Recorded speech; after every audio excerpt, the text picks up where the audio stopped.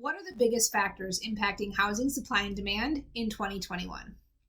Well, for one thing, economists say that the Great American Shuffle is currently underway. And really, that's for many reasons. The Madison area was recently featured as a top destination on CNN News for people to relocate to who have been displaced from their homes due to natural disasters and extreme weather events.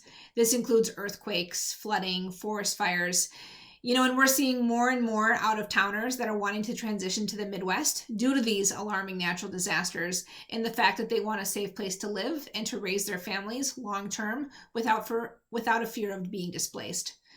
On top of that, we're seeing home preferences that are driven by our increased ability to work from home. More space and more privacy is heavily valued in today's market by the buyers, paired with an urban exodus, which is causing more rural and suburban communities to see the most demand, especially when compared with downtowns and traditional city centers. These rural and suburban communities have space and they have the ability to develop land. So builders are also seeing a lot of increased benefit of this market, although they're limited too in where there is land to build on. Builders are also trying to balance increased prices of supplies and limited professional laborers, which does add additional stress to the already increasing home prices. Tight inventories across the board remain the market's greatest challenge. Although locally in the greater Madison area, we're finally seeing week over week increases in the number of new listings, under contract, and closed sales, we do still have a very long way to go before we see some balance with supply and demand in the residential housing market. Prior to COVID, inventory was at an all-time record low, which helped support strong price appreciation year over year.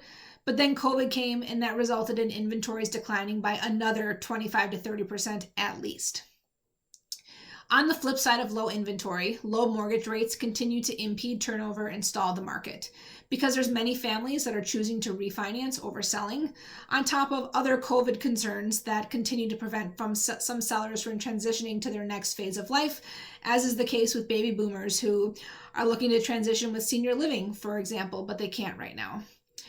Overall, supply and demand in the residential housing market continues to be way out of whack right now due to these increased prices, low inventory, and high buyer demand with interest rates. We're hoping that we'll see a little bit of improvement as we move into the spring market, but one thing is for sure, in that demand will continue throughout this year, and we could never have enough listings to be able to meet the buyers that are currently looking.